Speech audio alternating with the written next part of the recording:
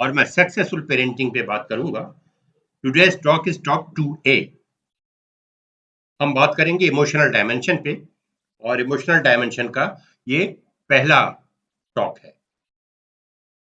जब हम बात करते हैं इमोशनल डायमेंशन की, तो मेरे पॉइंट ऑफ व्यू से emotion is nothing but love, and all kinds of love, all dimensions of love, all spectrum of love.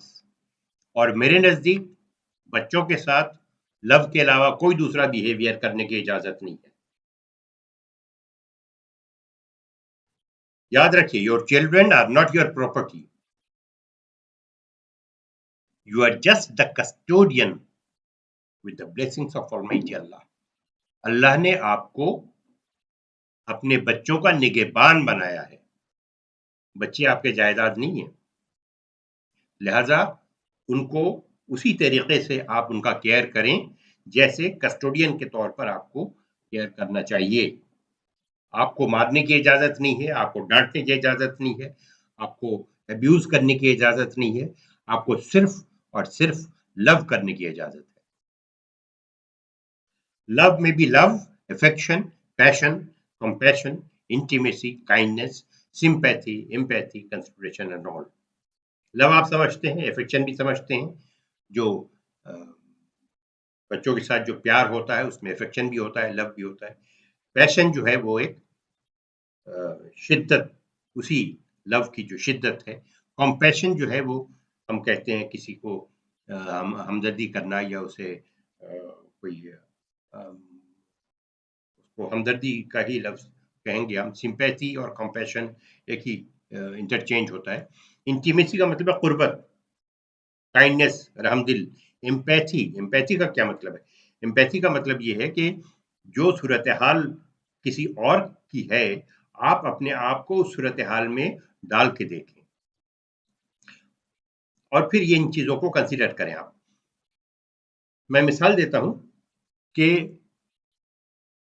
बच्चे ने ग्लास तोड़ दिया, आपने उठा के मार दिया उसको। आपने गलती क्यों की तुमने? अब सवाल ये पैदा होता है कि उस बच्चे के नजदीक ग्लास तोड़ना गलती है ही नहीं। बच्चे ने अपनी बहन को या किसी भाई को एक थप्पड़ मार दिया, आपने उस बच्चे को एक थप्पड़ मार दिया। सवाल यह है कि बच्चे ने जब अपने भाई या बहन को एक थप्पड़ मारा, तो उसने कोई जुर्म समझ के नहीं मारा, उसने सिर्फ मार दिया, बस दैट्स इट। तो इसमें आपको कोई सजा देने की जरूरत नहीं है। आप उसको बुलाइए अपने पास, अपने गोद में बैठाइए और उसको बताइए कि भाई इस तरीके से नहीं मारते हैं, आइंदा नहीं मारना।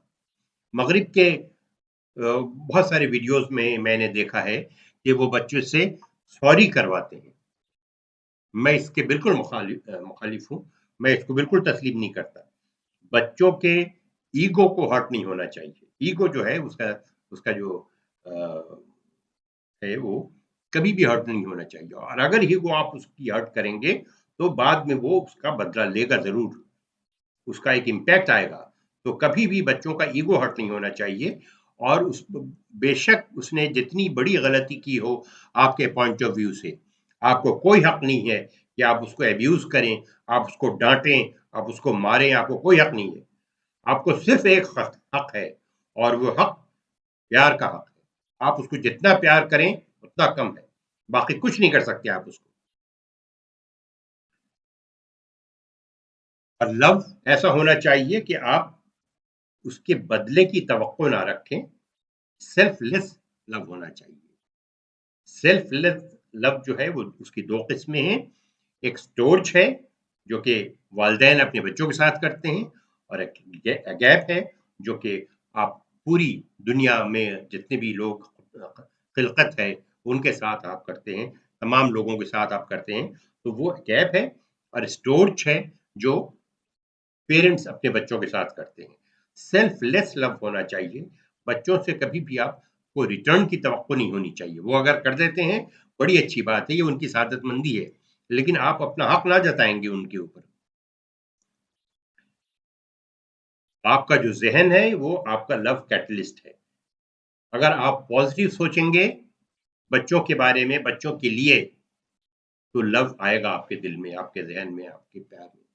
अगर आप नेगेटिव सोचेंगे तो लव नहीं आएगा। लिहाज़ा आपका जो माइंड है, इसको आप पॉज़िटिव माइंडसेट बनाइए अपने बच्चों के लिए। उनकी तमाम गलतियाँ, तमाम कोताहियाँ माफ़ करें, नज़रअंदाज करें और सिर्फ़ लव करें, और जितनी बातें उनको समझाने की ज़रूरत है, लव के ज़रिए से समझाएँ, प्यार के ज़रिए से समझाएँ। और अगर आपने प्यार को मिसमैनेज किया, तो क्या होगा? फ़ियर आएगा, एंगर आएगा, खौफ आएगा, गुस्सा आएगा, एजिटेशन आएगा, एंग्जायटी आएगी, डिप्रेशन आएगा। ये तमाम चीज़ें बच्चों में आएगा अगर आपने लव को मिसमैनेज किया। और अगर आपका बच्चा आपसे खौफज़दा है, आपसे नाराज़ है, आपसे गुस्सा है, आपको देख कर के परेशान हो जाता है, एंग्ज़ियस हो जाता है, डिप्रेशन में चला जाता है, इसका मतलब ये है कि आपने अपने बच्चों को सही तरीके से मैनेज नहीं किया, सही तरीके से हैंडल नहीं किया। आप अपना रवैया बदलें और सिर्फ़ प्यार का रवैया रखिए। इमोशनल हेल्थ होना चाहिए बच्चों के अंदर, इमोशनल हाइजीन होना चाहिए और इमोशनल बजट होना चाहिए। अगर इमोशनल हाइजीन है, तो इमोशनल हेल्थ होगा। इमोशनल हाइजीन क्या है? किसी के खिलाफ कोई बात दिल में नहीं होना चाहिए, कोई ग्रज नहीं होना चाहिए, किसी की कोई गीबत नहीं होनी चाहिए, किसी का कोई शिकवा नहीं होना चाहिए। और अगर ये हाइजीन है, तो अल्टीमेटली जो बच्चा है उसको कहा जाएगा कि इमोशनल हेल्थ उसकी बेहतर है। जो थॉट्स हैं, जो फीलिंग्स हैं, जो इमोशंस हैं, वो हमेशा पॉजिटिव होना चाहिए और दरगुजर वाली होनी चाहिए। तो वो इमोशनल हेल्थ है। फिर इमोशनल बजट क्या है? आप ये देखिएगा कि ज़िंदगी में आप किसी भी स्फीयर में चले जाइए, एक इंक्लूजन क्राइटेरिया होता है और एक एक्सक्लूजन क्राइटेरिया होता है। मतलब ये है कि कुछ चीज़ें आप अपनाते हैं, लेते हैं और कुछ चीज़ों को आप रद्द कर देते हैं, एक्सक्लूड कर देते हैं। इसमें रोज़मर्रे के लाइफ में जितनी भी चीज़ें आती हैं, जिसमें ग़िज़ा भी है, सवारी भी है, लोग भी हैं और गुफ्तगू भी है, टेलीफ़ोन भी है, मोबाइल भी है, चैटिंग भी है, ये क्राइटेरिया सबके ऊपर फिट आता है। तो ये कोशिश करें कि आपका जो बच्चा है, उसका जो इमोशनल बजट है, वो बेहतर हो। यानी किस दोस्त को अपने हल्के में इंक्लूड करना है, किस दोस्त को एक्सक्लूड करना है, ये उसका इमोशनल बजट है। क्या चीज़ सोचना है, क्या चीज़ किसके साथ प्यार करना है, किसके साथ प्यार नहीं करना, इमोशनल बजट है।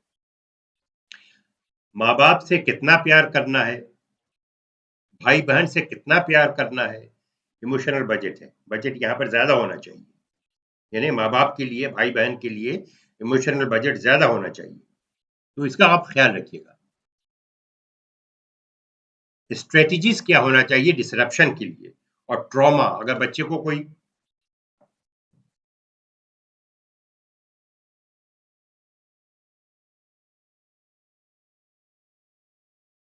सॉरी अगर बच्चे को कोई डिसरप्शंस हुए हैं, अगर कोई सदमा पहुँचा है, तो उसको कैसे डील किया जाए? इमोशनल हेल्थ और वेलनेस जो है वो उसके लिए ज़रूरी है कि इमोशंस की एक स्ट्रैटेजी होनी चाहिए कि किस चीज़ से कैसे डील किया जाए और हर सिचुएशन जो है वो यूनिक है। लिहाज़ा आप किसी एक सिचुएशन को तमाम लोगों के लिए आप एक सा नहीं कर सकते। जो ट्रॉमा है, वो सबके लिए अलग-अलग है। किसी प्यारे का रुखसत हो जाना, मर जाना, कोई नौकरी चले जाना, ये सारी चीज़ें जो हैं ये ट्रॉमा की मुख्तलिफ़ किस्में हैं। बच्चों के लिए भी उसी तरीके से स्कूल में फ़ेल हो जाना, क्लास में फ़ेल हो जाना, नंबर कम आ जाना, ये भी उसके लिए एक ट्रॉमा है। तो अगर बच्चे का नंबर कम आया है या वो फ़ेल हुआ है, इसमें बच्चे का कसूर कम और आपका कसूर ज़्यादा है। इसलिए कि आपने बच्चे को ऐसे तरबियत नहीं दी, ऐसी तालीम नहीं दी कि उसके नंबर ज़्यादा आएँ और वो ज़्यादा पढ़ाई में बेहतर साबित हो।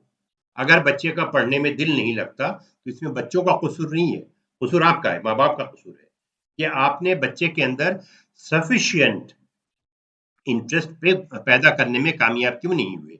इसके लिए अलग से मेरी वीडियो आएगी, तो वो आप रखिएगा अपने ट्रैक पे, तो आपको वो वीडियो मिल जाएगी। इमोशन को रेगुलेट करने दीजिए, फीलिंग्स को कंट्रोल होना चाहिए, सेंटिमेंट्स को कंट्रोल होना चाहिए। जो लाइफ के चैलेंजेस हैं उसको फेस करने और कोप करने की ज़रूरत होनी चाहिए। Bounce back from life setbacks, bounce back से वही मुराद है कि जो रेजिलियंस की बात हमने पहले की है, अगर कोई सेटबैक है और उसमें बाउंस बैक करते हैं, तो उसको हम रेजिलियंस कहते हैं। रेजिलियंस को प्रॉस्पर होने दें, उसको फॉस्टर होने दें, सेल्फ अवेयरनेस होना चाहिए, overall sense of well being होना चाहिए। ये तमाम चीज़ें जो हैं बच्चे के अंदर होनी चाहिए, और ये उसी वक्त होगा जब उसका इमोशन रेगुलेट होगा। दूसरों के साथ पॉजिटिवली इंटरेक्ट होना चाहिए, इंक्लूडिंग फीडबैक ऑन क्रिटिसिज्म। अगर किसी की कोई तनकीद करता है आपके बच्चे पे, तो उसको आप सिखाएं कि पॉजिटिवली ले इसको आप। मैं अक्सर देखता हूँ कि बच्चे पलट के बड़ों को जवाब दे देते हैं, ये मुनासिब नहीं है। बड़े जो भी बात करें, बच्चों को excuse me, बच्चों को पलट के जवाब देने की ज़रूरत नहीं है। ये इखलाक के खिलाफ है, ये कर्टसी के खिलाफ है। ऐसा कभी भी नहीं होना चाहिए। आप बच्चे को सिखाइए कि बड़ा अगर आपको कोई क्रिटिसाइज़ करता है, तो आप खामोश रहें, और उसको अगर वो गलत भी क्रिटिसाइज़ करता है, फिर भी खामोश रहें। और इमोशन को रेगुलेट करें आप। Be in control of how to respond the challenging situation. Challenging situation के लिए रिस्पॉन्ड करने में जो है वो स्ट्रेटजी अपनाइए कि कैसे होना चाहिए, लेकिन उसमें लड़ाई झगड़ने वाली बात कोई नहीं होनी चाहिए। सब्र और तहम्मुल से, लॉजिक से इसको डील करें। Thank you so much.